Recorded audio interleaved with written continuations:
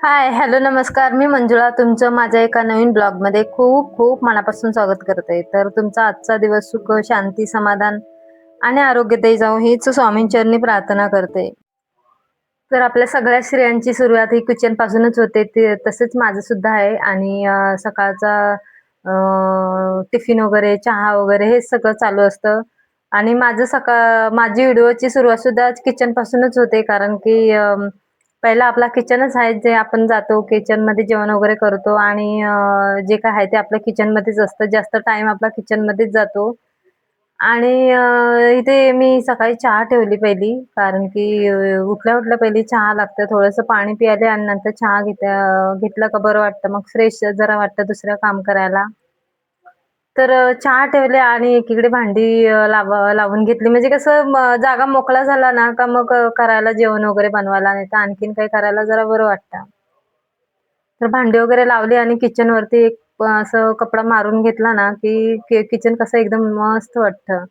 शांत वाटतं. कारण की रात्री आपण पुसतो त्याच्यावरती रात्रभर असंच असतं. तर जरा सकाळी पुसलं ना, तर बरं वाटतं जरा आणि मोकळं-मोकळं जरा वाटतं. त्यामुळे पहिलं मी किचनच पुसून घेते. आणि नंतर ह्याला उठवायची पण असते, शाळेचा टाईम पण असतो. त्यामुळे जरा लवकर उठवली का हळू-हळू त्यांचं चालू असतं. लगेच काय पटापटा करत नाही. त्यामुळे लवकर उठवलेली बरं असतं. 6 वाजताच उठवायला सुरुवात करते. 6:30 वाजेपर्यंत त्याला अर्धा तास पूर्ण टाईम लागतं अंघोळ वगैरे सगळं करायला. तर पहिलं त्याला उठवली. तरी ते त्याला उठून आली का पहिलं काम म्हणजे पीठ मळायचं. कारण थोडा वेळ पीठ आहे ना मळून ठेवला, की मग चांगलं असं भिजतं आणि मऊसूत चपात्या होतात त्याच्या आणि लाटायला पण बऱ्या पडतात. आणि जर आपण आहे ना लगेच पीठ भिजवलं आणि लगेच जर लाटायला गेलो ना, तर चपातीला साइडनी कडा सुटत जातात. त्यामुळे थोडा वेळ भिजवून ठेवलं, की पहिला काम मी पीठ मळायचंच करते. थोडा वेळ भिजवून ठेवलं का बरं वाटतं.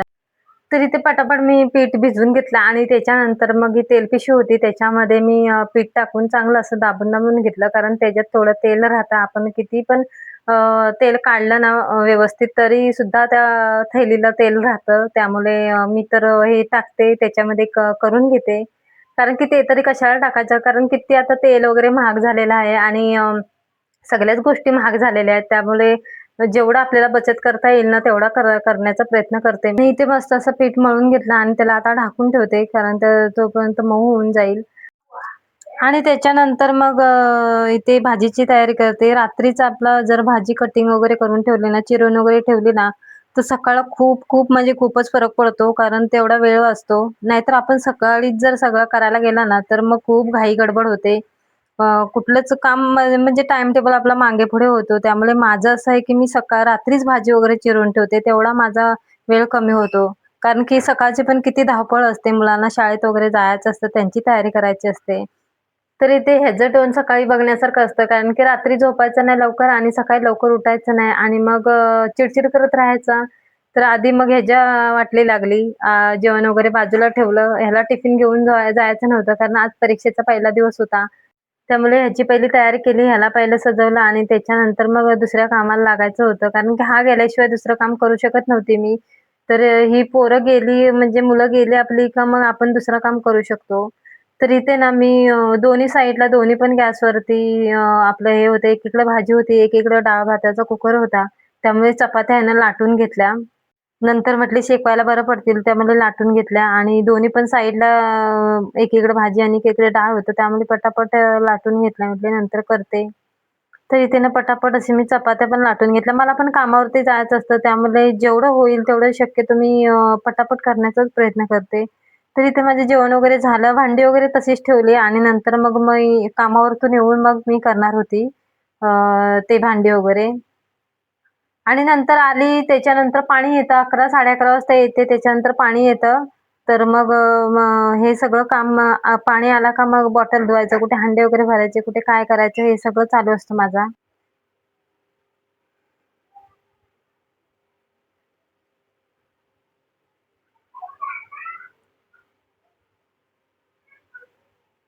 ते ना डायरेक्ट मी पाणी नळाचं भरत नाही. मी उबाळून पिते.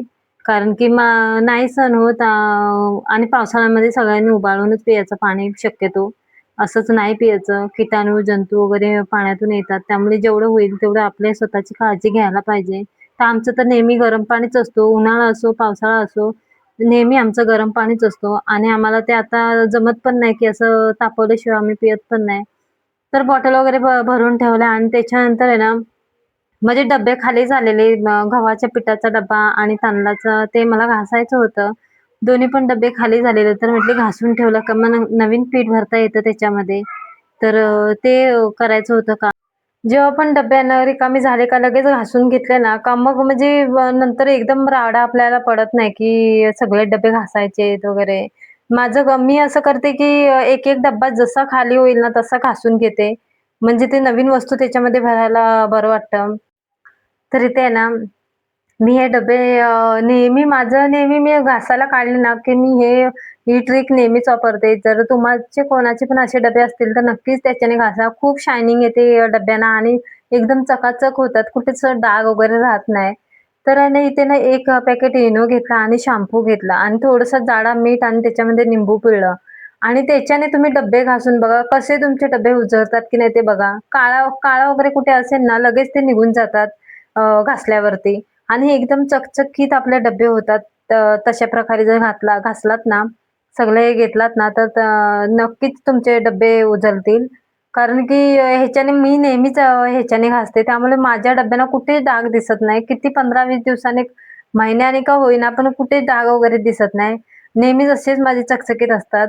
त्यामुळे मी नेहमीच ती ट्रिक फॉलो करते आणि नेहमीच त्याच्यानेच घासते. त्यामुळे माझे डब्बे एकदम चकचकीत असतात. एकदा तुम्ही करून बघा आणि नंतर मग फरक बघा. शॅम्पूने आहे ना शायनिंग येते आणि निंबू आणि मिठाने आहे ना, ते काळपट आहे ना, ते निघण्याचं ते डब्यांवरचं हे होतं, निघून जातं त्याच्याने. त्यामुळे डब्बा एकदम चकचकीत होतो. बघा माझा डब्बा किती मस्त घासून एकदम छान असं उजळला गेलाय. असं वाटतं की नवीनच आणलेले आहेत.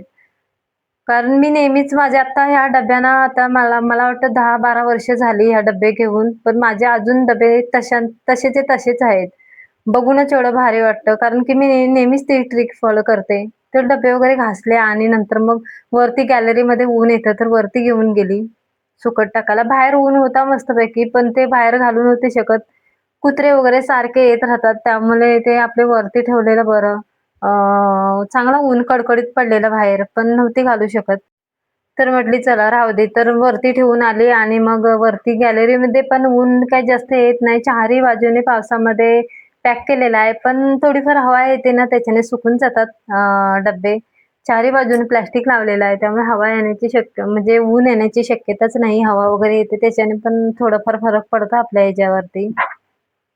तर डब्बे सुकत ठेवले आणि त्याच्यानंतर कपड्यांच्या घड्या सुद्धा करायच्या होत्या. कपडे काढले, कपडे दुसरे टाकायचे सुद्धा होते. तर हे काम काय आपलं नेहमीचंच आहे. ते पण करावंच लागतं. नाही केलं तर तसंच तो ढीग पडून राहणार. तर ते सुद्धा करायचं होतं. म्हटले चला ते पण करून घेते पटापट घड्या. बायकांना कुठेच कधीच आराम नसतो, कुठेही आराम नसतं. काहीही करू दे, तिला आराम नसतोच. तिच्या पाठीशी कामं 17 कामं लागलेलीच असतात. काही ना काहीतरी तिला करावंच लागतं.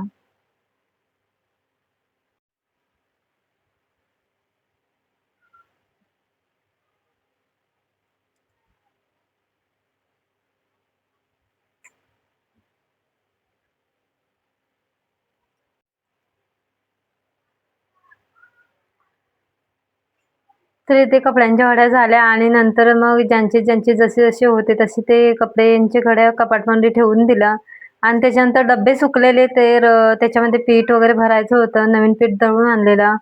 तर ते भरून घेतलं. आणि आपल्या घरातलं आहे ना पीठ कधी संपू द्यायचं नाही. माझं थोडंसं होतं बाजूला काढून घेतलं आणि डब्बा घासून नंतर गहू दळायला टाकले. पीठ केव्हाच संपू द्यायचं नाही.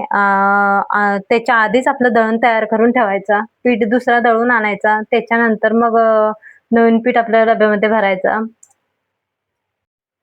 तर व्हिडिओ कसा वाटला नक्की सांगा. जे काही मी दिवसभरात कामं करते ते मी तुमच्याबरोबर शेअर केलेत. तर कसा वाटला व्हिडिओ नक्की सांगा आणि कमेंट करा, लाईक करा, शेअर करा, सबस्क्राईब करा आणि सगळ्यांना श्री स्वामी समर्थ. बाय.